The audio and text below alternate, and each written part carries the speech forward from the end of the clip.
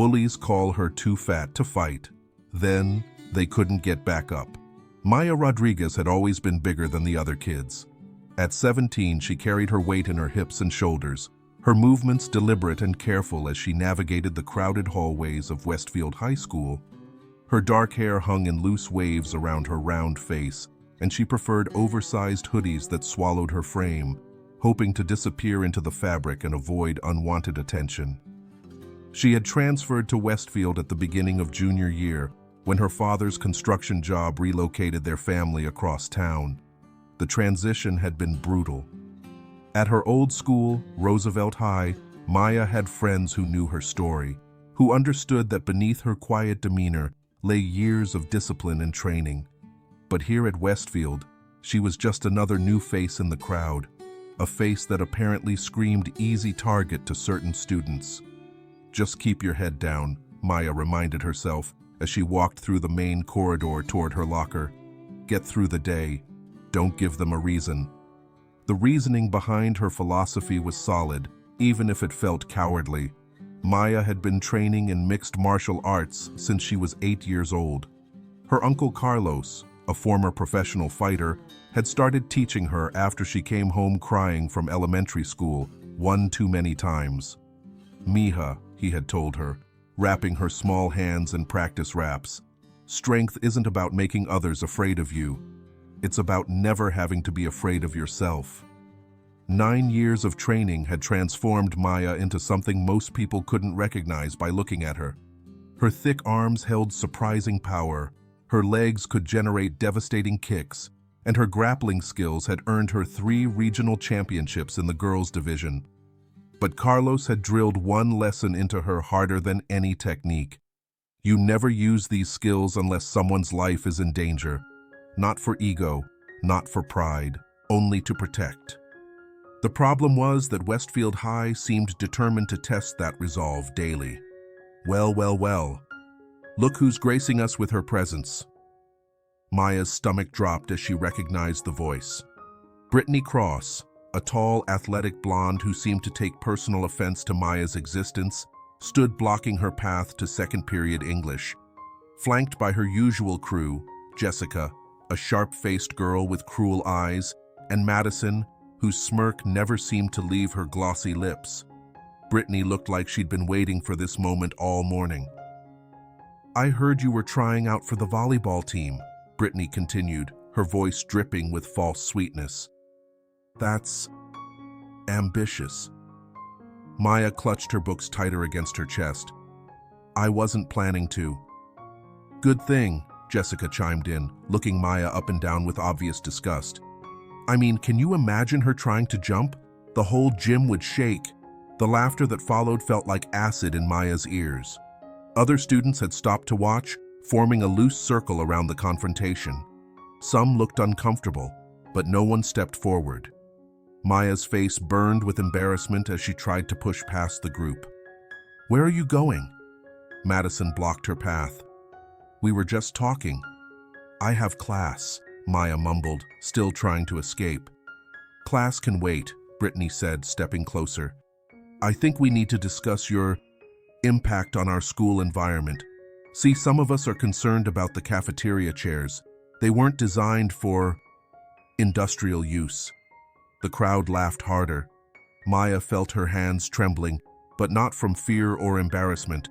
The trembling came from somewhere deeper, from muscles that remembered training, from reflexes that had been honed through countless hours of sparring. Her uncle's voice echoed in her mind. Control, Mija. Always control. Please just let me go to class, Maya said quietly.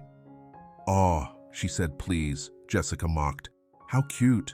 Maya finally managed to push through the group, her face burning as she hurried down the hallway. Behind her, she could hear their continued laughter and commentary, but she forced herself to keep walking. Not today, she thought. They're not worth it. But as the weeks progressed, Brittany and her friends seemed to take Maya's restraint as an invitation to escalate.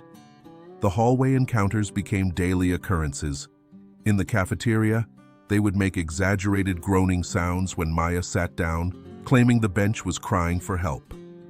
During gym class, When Maya was forced to participate, they would whisper loudly about earthquake warnings whenever she ran. The breaking point came on a rainy Thursday in October. Maya had been having a particularly difficult day. She'd failed a chemistry quiz, forgotten her lunch money, and received a text from her uncle Carlos asking about her school situation. She'd been lying to him for weeks, insisting everything was fine, not wanting him to worry or, worse, to drive over and cause a scene that would make everything worse. She was walking through the mostly empty hallway during lunch period, hoping to spend the time in the library, when she heard footsteps behind her. Maya didn't need to turn around to know who it was. The mocking whispers had become as familiar as her own heartbeat. "Look at her trying to sneak around," Brittany's voice carried clearly in the empty corridor, probably heading to the vending machines. Again. Maya kept walking, but the footsteps quickened behind her. "Hey, wide load!" Jessica called out. "We're talking to you!" Maya's jaw clenched, but she maintained her pace. The library was just around the corner. If she could make it there, they usually wouldn't follow her inside. But this time was different. Madison suddenly appeared from a side hallway, cutting off Maya's escape route. Going somewhere? Earthquake? Maya found herself surrounded in the corridor intersection, with Brittany, Jessica, and Madison forming a triangle around her. The hallway was empty except for them. Most students were either in the cafeteria or outside enjoying the brief break in the rain. "We've been thinking," Brittany said, circling Maya slowly like a predator. "Maybe it's time for some physical education. You know, to help with that problem you have." "What problem?" Maya asked quietly, though she already knew where this was heading. "The problem where you take up space meant for two people," Jessica said with a nasty grin. "The problem where looking at you makes us lose our appetites." "The problem where you exist," Madison added helpfully. Maya felt something shift inside her chest. It wasn't the familiar resignation or embarrassment. This was something else. Something that tasted like copper and felt like lightning. "I just want to go to the library," Maya said, her voice steady despite the storm building inside her. "Well, you can't," Brittany said simply. "Not until you admit what you are." "What am I?" Maya asked, though she immediately regretted engaging. "A fat, pathetic loser who doesn't belong here," Jessica said with satisfaction. "Say it." The words hung in the air between them. Maya could feel her heart pounding, could sense the way her body wanted to move, wanted to react. 9 years of training had taught her to read opponents, to assess threats, to respond to aggression. Every instinct she had was screaming at her to act, but Carlos's voice was louder, only to protect, only when someone's life is in danger. "I'm not going to say that," Maya said quietly. "Then we'll help you remember," Brittany said, and suddenly she was moving. The push wasn't particularly hard, but it was unexpected.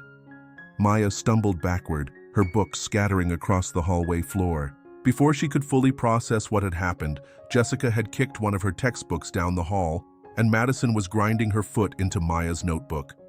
"Oops," Brittany said with mock concern. "Looks like you're even clumsier than we thought." Maya knelt down to gather her things, her hands shaking now with something that definitely wasn't embarrassment. The girls loomed over her, and she could smell their perfume mixed with the scent of her own growing anger. "You know what I think?" Jessica said conversationally. "I think we're being too nice. Maybe she needs a more physical reminder of her place." Maya looked up from her scattered books to see Jessica pulling out her phone. "This is going to look great on social media." Local whale beached in high school hallway. The camera flash went off twice before Maya even realized what was happening. She was on her knees, surrounded by her scattered belongings, looking up at 3 girls who were documenting her humiliation for the entertainment of their followers. That's when something inside Maya broke. Not broke like a twig snaps, but broke like a dam bursts. All the weeks of restraint, all the careful control, all the reminders about using her skills responsibly, everything her uncle had taught her about discipline and restraint, suddenly felt less important than the need to stop this moment from continuing. Maya stood up slowly, leaving her books on the floor. "Delete the photos," she said quietly. Brittany laughed. "Or what? You'll sit on us?" "Delete them," Maya repeated, and something in her voice made Jessica take a small step backward. "I don't think so," Brittany said, but her smirk wavered slightly. "In fact, I think we should take a few more. Maybe a video this time." She nodded to Madison, who immediately pulled out her own phone. "This is perfect. We can call it How Not to Be a Human Being." The camera flash went off again. Maya moved.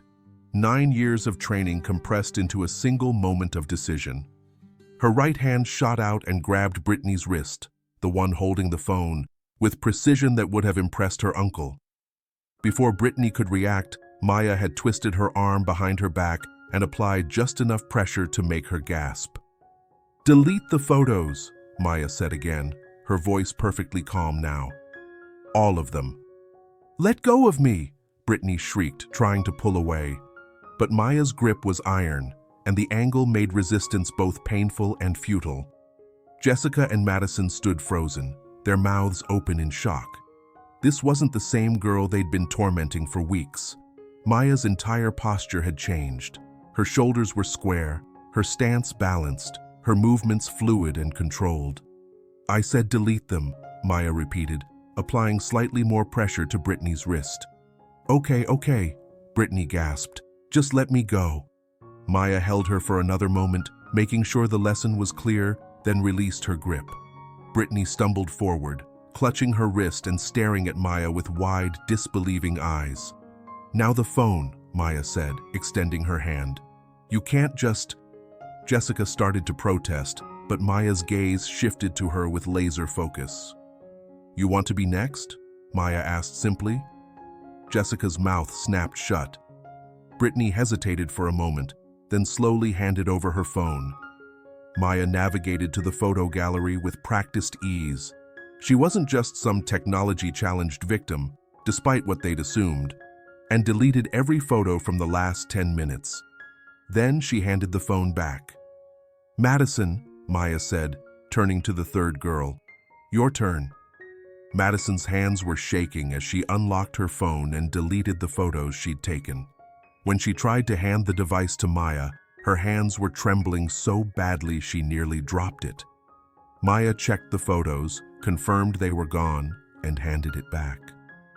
Then she looked at all three girls with a calmness that seemed to radiate power. "Here's what's going to happen," she said, her voice carrying a quiet authority that made all three girls take unconscious steps backward. "You're going to leave me alone. You're going to stop the comments, stop the whispers, stop the looks. You're going to treat me like any other student in this school." "You can't tell us what to do," Brittany said, but her voice lacked its usual conviction. Maya took a single step forward. It wasn't aggressive or threatening. It was simply the movement of someone who was completely comfortable with her own power. "2 weeks ago, you asked me if I was trying out for volleyball," Maya said conversationally. "I wasn't. But what I didn't mention is that I've been training in mixed martial arts since I was 8 years old. I have 3 regional championships. I can generate 1,200 pounds of force with my kicks, and I know 17 different ways to put someone on the ground without causing permanent damage." The hallway was completely silent, except for the distant sound of rain against the windows. "I've been choosing not to use those skills," Maya continued, "because my uncle taught me that strength isn't about hurting people. It's about protecting yourself and others. But you 3 have been testing that philosophy for weeks now." She paused, letting the words sink in. "So here's my new policy. If you come at me again, if you take photos of me again, if you so much as whisper my name in the hallway, I'm going to stop choosing restraint." Jessica made a small, whimpering sound. "Do we understand each other?" Maya asked. All 3 girls nodded rapidly. "Good," Maya said.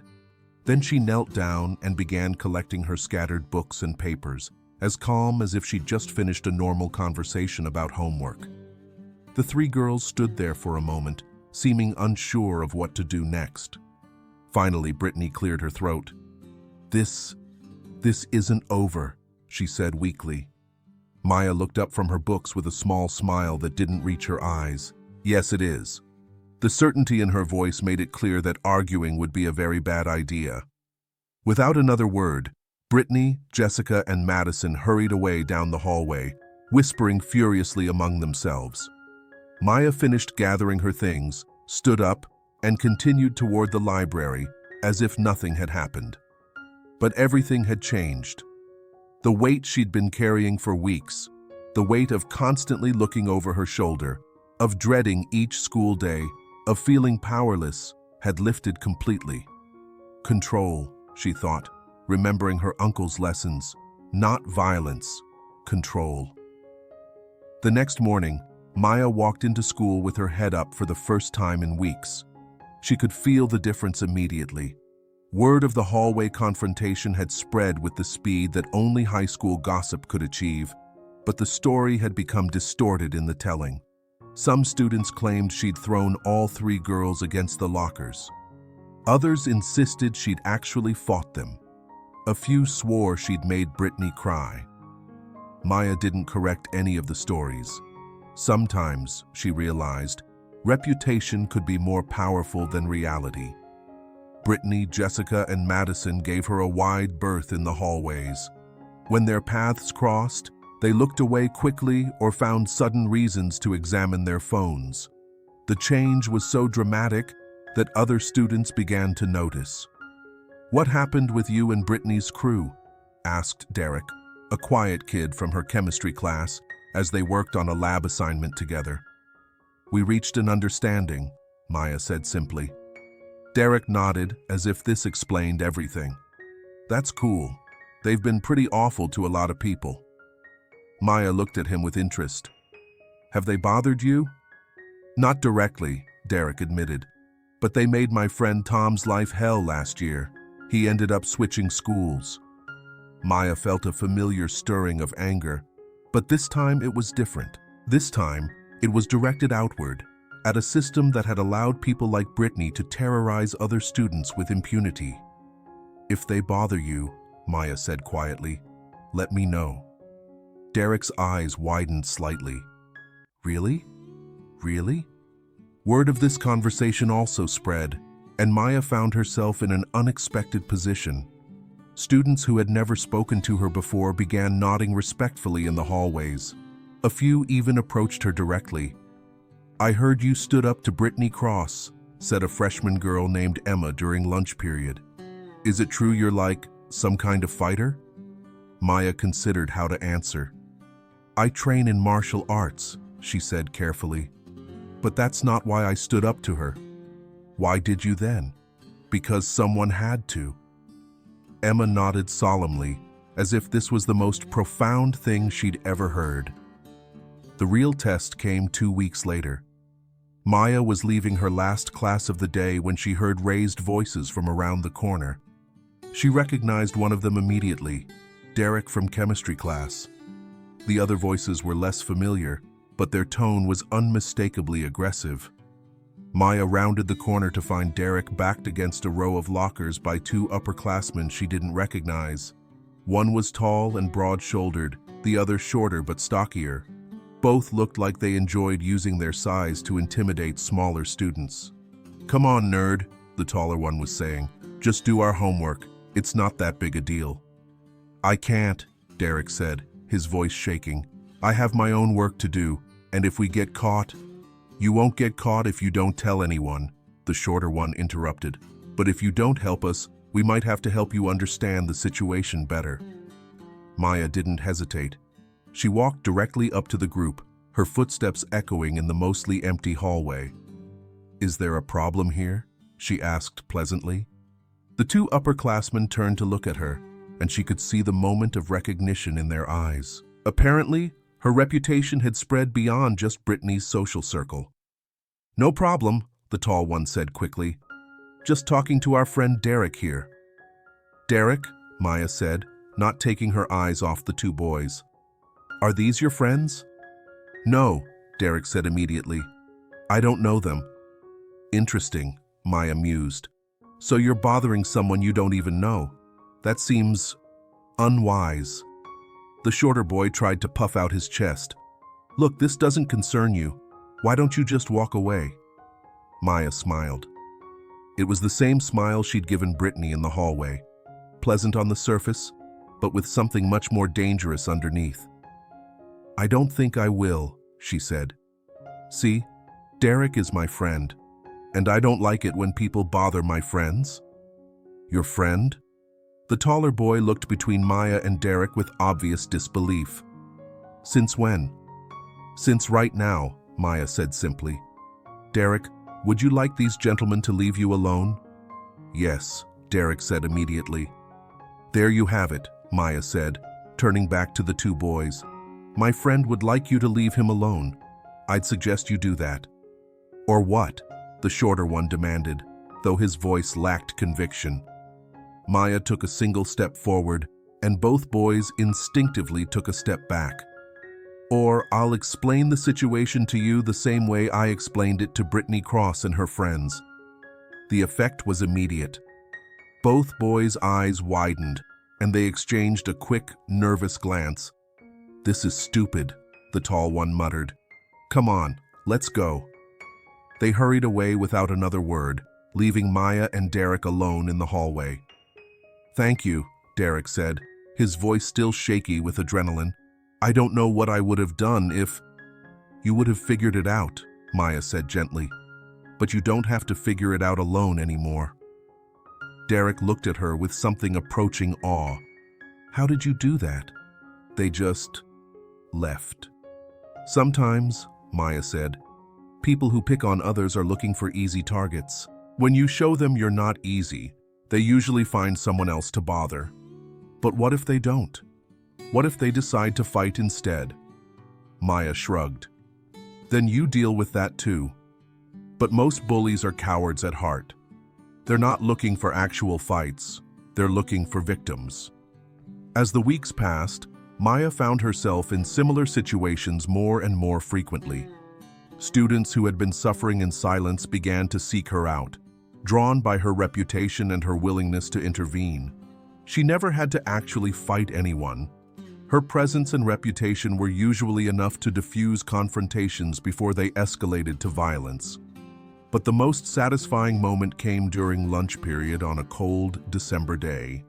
Maya was sitting with Derek and a few other students who had gravitated toward her table, not because she was popular in the traditional sense, but because she represented something new in the school's social ecosystem, strength used for protection rather than domination. Maya, Emma, the freshman girl, said urgently, sliding into the seat across from her.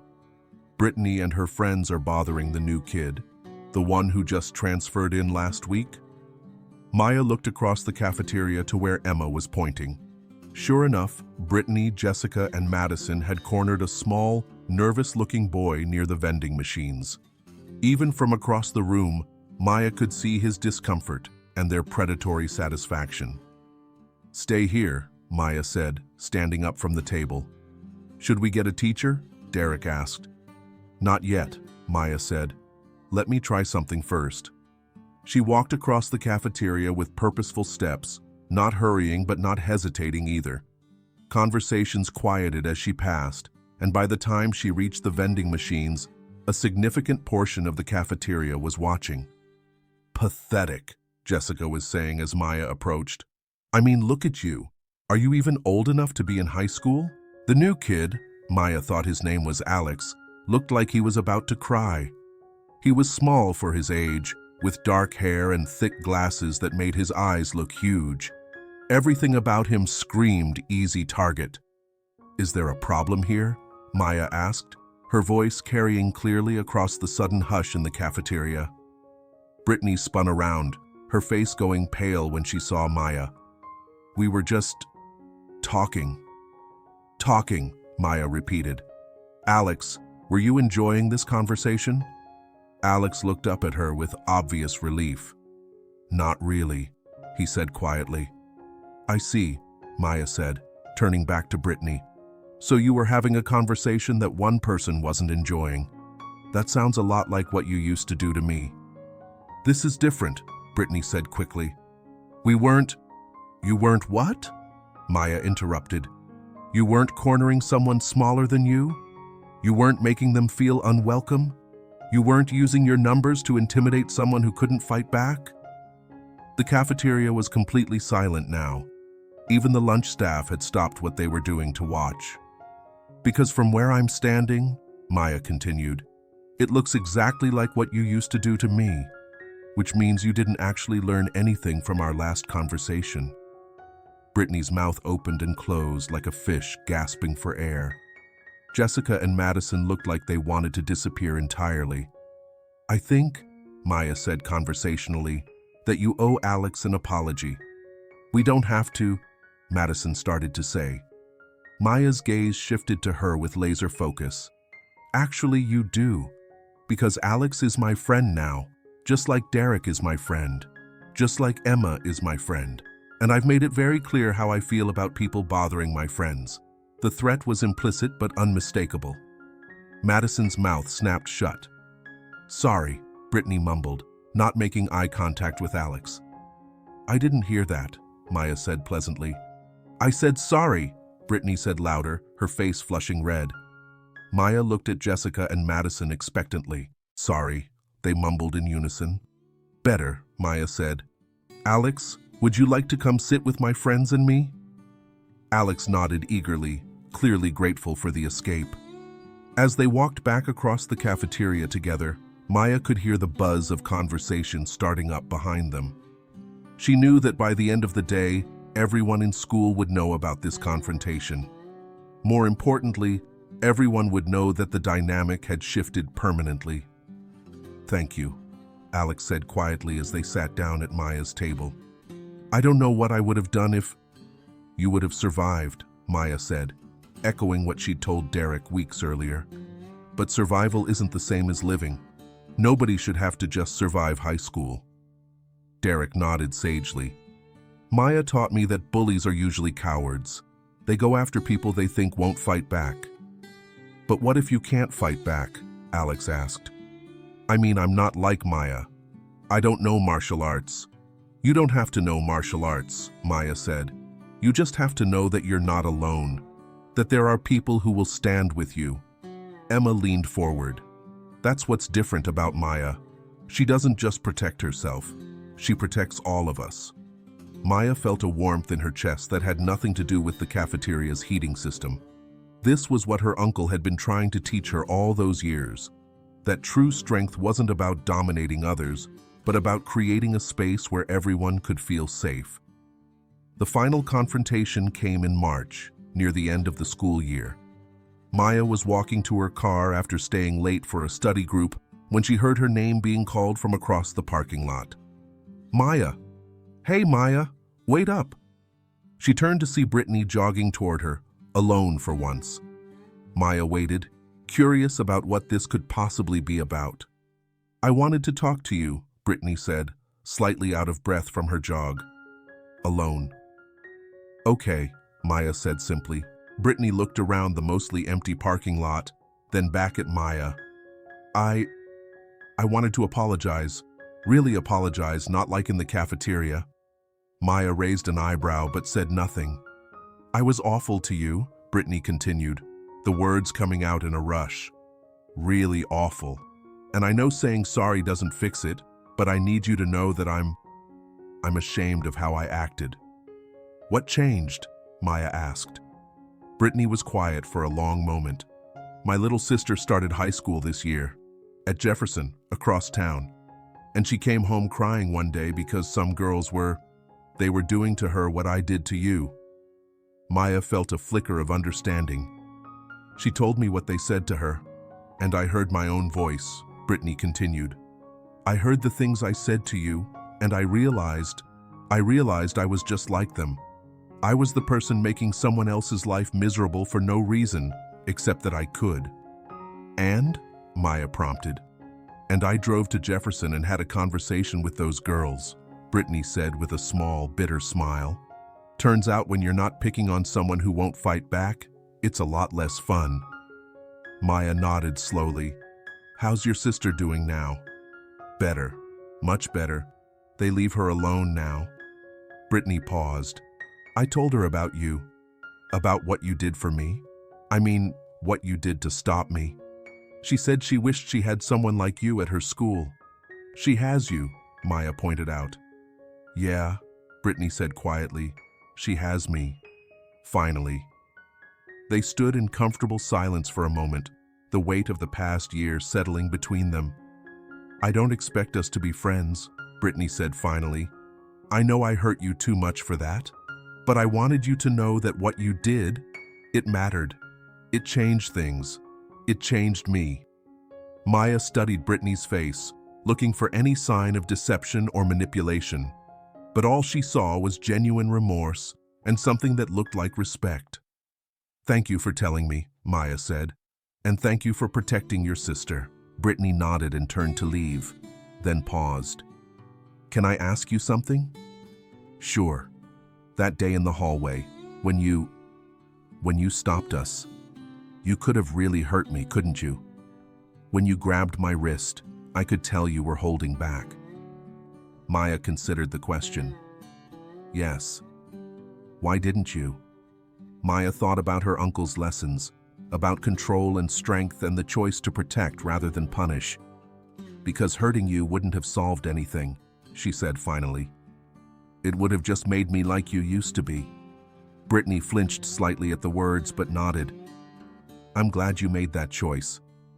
She walked away toward her own car, leaving Maya alone in the parking lot. Maya stood there for a moment, watching Brittany drive away, and reflected on the year that had changed everything.